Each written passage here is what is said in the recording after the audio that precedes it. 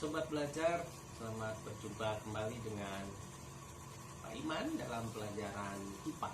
Kali ini kita akan belajar tentang objek IPA dan pengamatannya.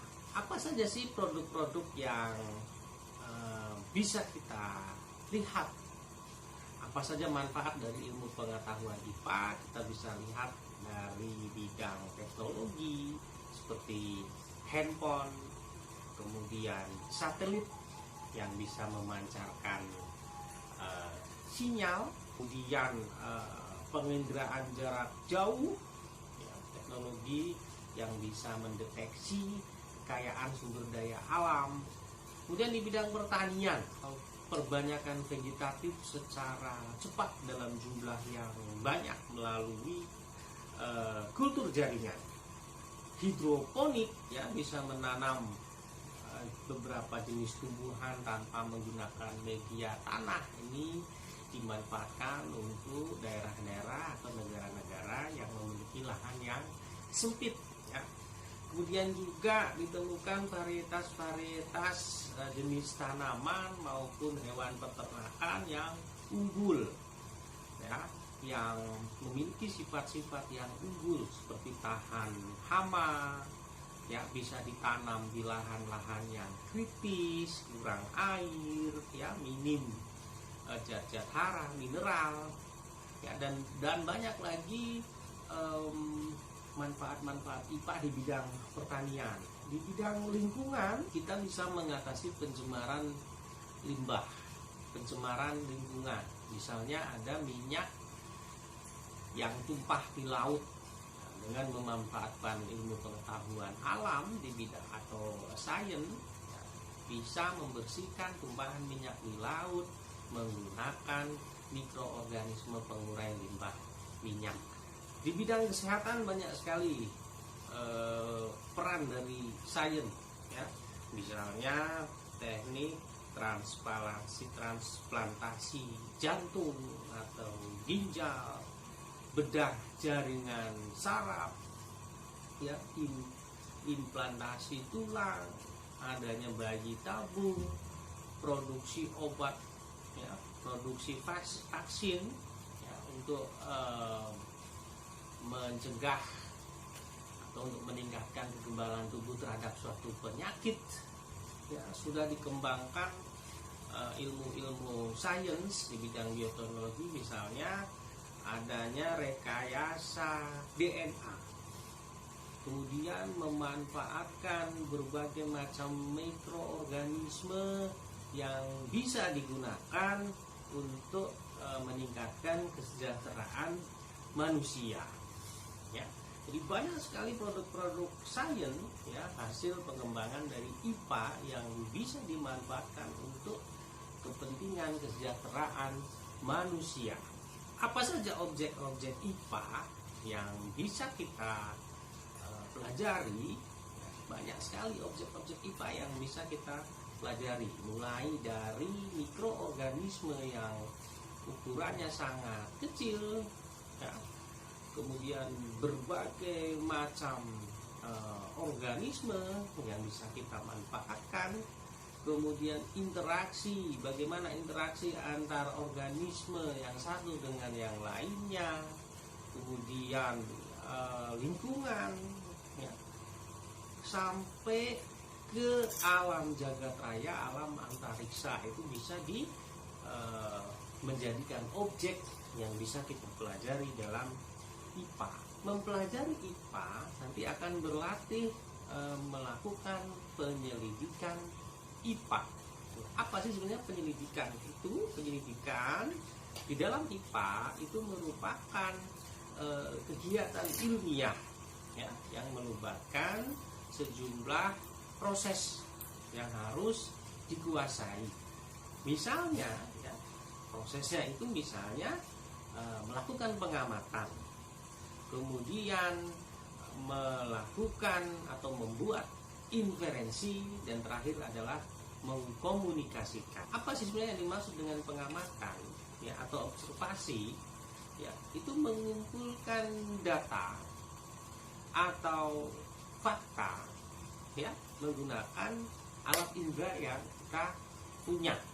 Misalnya kita ingin mengamati ciri, bentuk, ukuran, warna, dan rupa menggunakan indera penglihatan. Misalnya kita ingin mengamati berbagai macam bentuk daun, ya, ada yang bulat, ada yang seperti pita memanjang, ada yang lebar, ada yang utuh, ada yang tepinya rata, ada yang tepinya bergerigi, ada yang ujungnya lancip, ada yang ujungnya tumpul. Nah, itu kita bisa amati menggunakan indera penglihatan. Melalui mata kita juga bisa mengumpulkan data ukuran suatu objek.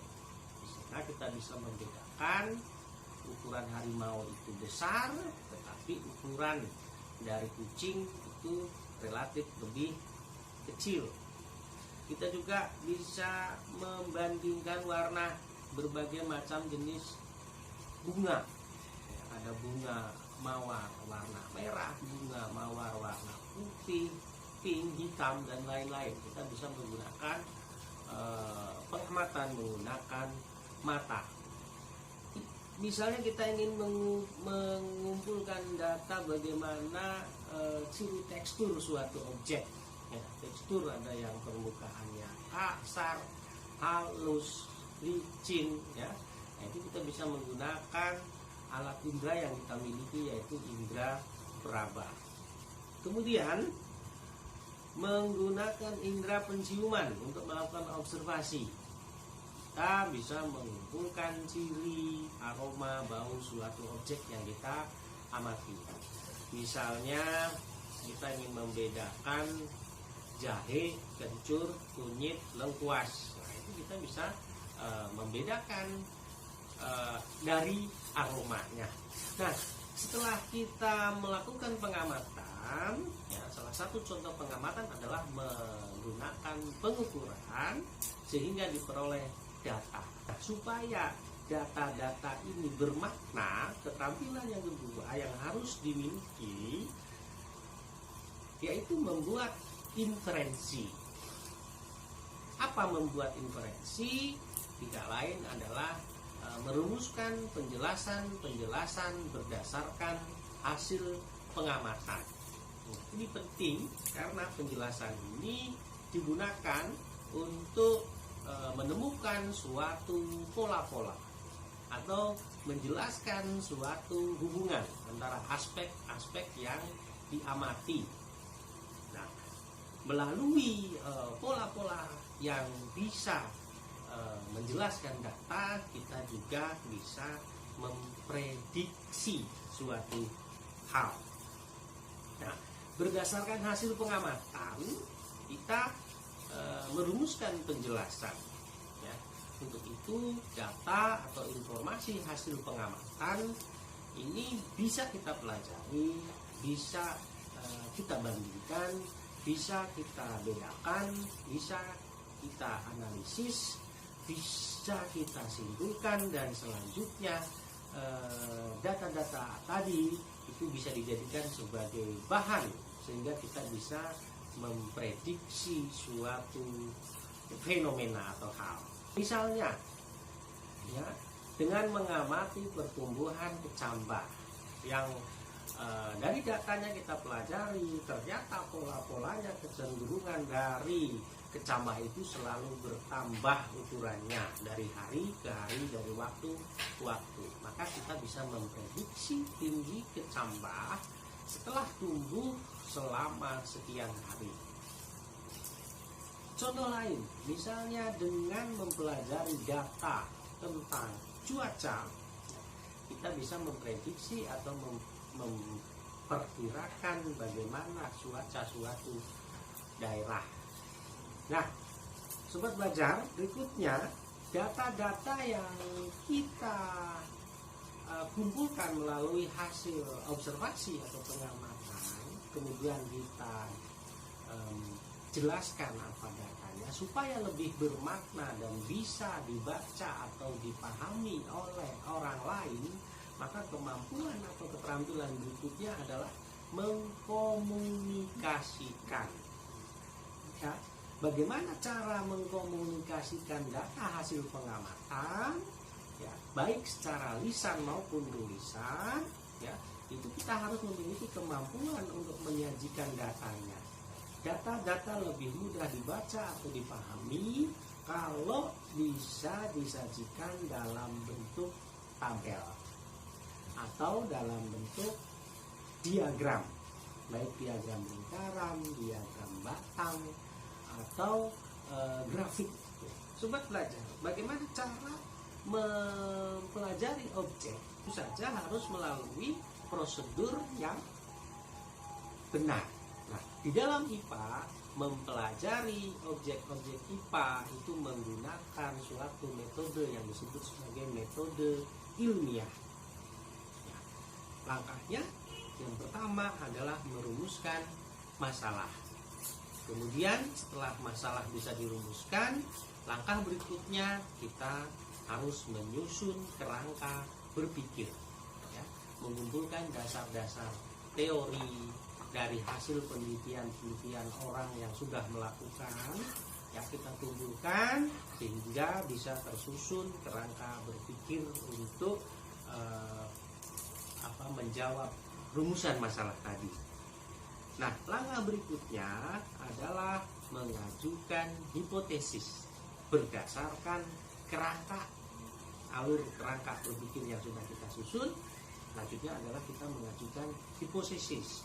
Bagaimana menguji hipotesis? Tentunya dengan merancang suatu percobaan menggunakan langkah-langkah yang sudah dilakukan oleh orang-orang yang sudah melakukan penelitian. Setelah merancang percobaan berdasarkan perencanaan yang sudah dibuat, langkah berikutnya, ya, adalah melakukan percobaan. Melakukan percobaan tujuannya adalah untuk memperoleh data. Ya. Nah, setelah melakukan percobaan, kita akan mencatat data. Data setelah terkumpul, ya, kemudian langkah berikutnya adalah menganalisis data. Setelah data dianalisis, maknanya seperti apa? Apakah cenderung bisa menjawab hipotesis yang kita ajukan atau tidak? Kalau data-data yang sudah dianalisis itu bisa menjawab hipotesis, maka langkah selanjutnya adalah menarik kesimpulan. Sobat belajar, melalui pembelajaran IPA, ya, diharapkan kita itu akan memiliki sikap-sikap ilmiah. Bagaimana sikap-sikap ilmiah? Ya, sikap ilmiah itu adalah sikap-sikap yang dimiliki oleh seorang peneliti. Misalnya, teliti, ya, sabar, rasa ingin tahu yang tinggi, kemudian objektif sesuai dengan data hasil pengamatan, tenang, ya, fokus, dan bertanggung jawab. Ya. Terima kasih. Pembelajaran Bapak akhiri.